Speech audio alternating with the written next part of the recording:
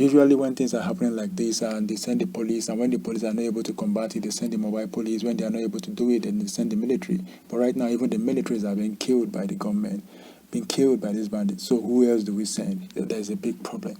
And the country, the president, the government needs to tackle this before it leads to the death of a country known as Nigeria, which we don't want. We want it to remain united and, of course, peaceful and prosperous. All right, guys, thank you for joining me again. So this is latest 247.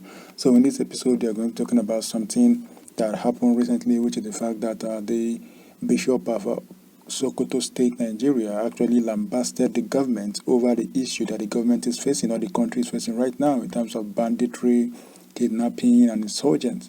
So, like, the bishop is known to have, said something like this before. I think around Christmas, he gave a very powerful sermon condemning what is happening in the country, and of course, calling the leaders to question and telling them to do what they need to do.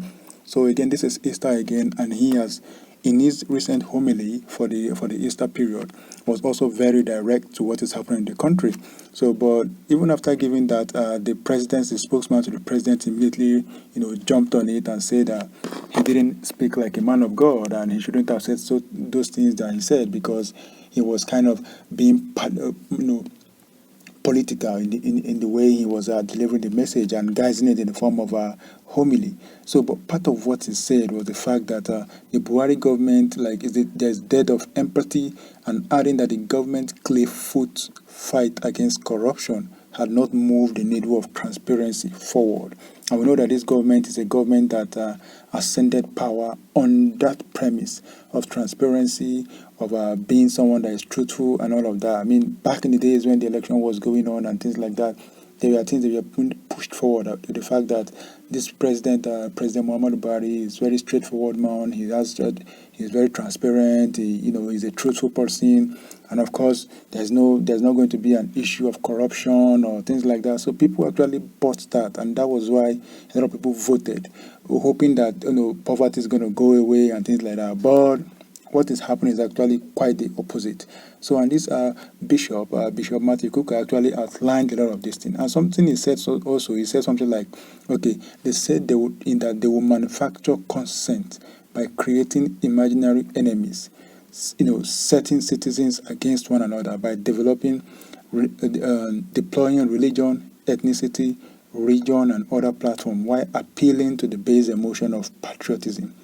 And somewhere around there, you throw it, how can all this be happening in a country like this, and you expect the citizens to be patriotic? The killing, the bloodshed, the kidnapping, and all these things that are happening, how can you expect the citizens to still remain patriotic? And according to him, and when the president was ascending power, he said that, okay, what was happening then, the terrorist attack were more like small fires, and they will be met with brute force and cleared away. But right now, those small fires have turned into big fires, and they're setting the country ablaze. Now, for this country to survive, for the country to actually keep staying united, a lot of things have to be done, that the president and the government has to move into action very quickly. But if you continue to do it the way you are doing, that when the bandit attack, when there is terror attack, nothing happens. No one hears anything from the government. It's like the government is deaf and dumb at that particular point in time. But when a critic arises and says something that is truthful, the government starts lashing out. And this is exactly, or in paraphrasing, what Prophet Suleiman actually said, which was also a very strong man of God in Nigeria. He said something like that the government that they should actually face the bandit, they should face the terrorists and not critics. Whenever someone criticizes the government, the spokesperson, the government, and the presidency, everybody starts sending out message that this is not right to say, this is not that, this is.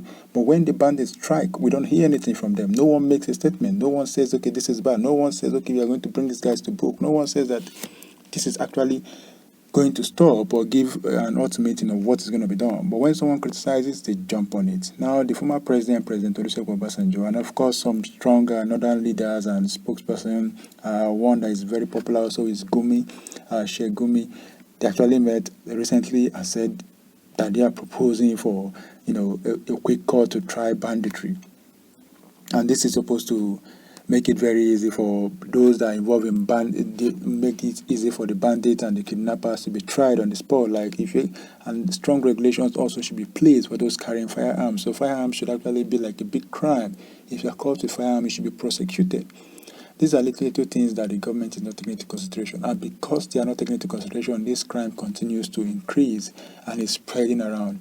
Right now, it seems to have engulfed the north, and right now it's around the middle belt. The middle belt is actually on fire right now. Niger State is strongly, being attacked right now. Kidnappings. I made a video, I think, yesterday or thereabout. Just check through the channel, you'll see it about how about 200 gunmen actually attacked a station, a post where military men were actually staying, and killed 6 soldiers, killed a policeman, and also entered the community, killed a couple of people in the community, and kidnapped the rest. Now, this is crazy what is happening. They are becoming very bolder, becoming very stronger, and very much equipped. Because if they are no longer afraid of the military, I don't know what else they will be afraid of. Like I said before in one of the videos, that usually when things are happening like this, and they send the police, and when the police are not able to combat it, they send the mobile police. When they are not able to do it, then they send the military. But right now, even the militaries are being killed by the government, being killed by these bandits. So who else do we send? There's a big problem. And the country, the president, the government needs to tackle this before it leads to the death of a country known as Nigeria, which we don't want. We want it to remain united and, of course, peaceful and prosperous. So that's what I got to say for you guys. What do you think about what is happening in the country, the state of the country, the security situation of the country? What do you think about it, guys? Let me know.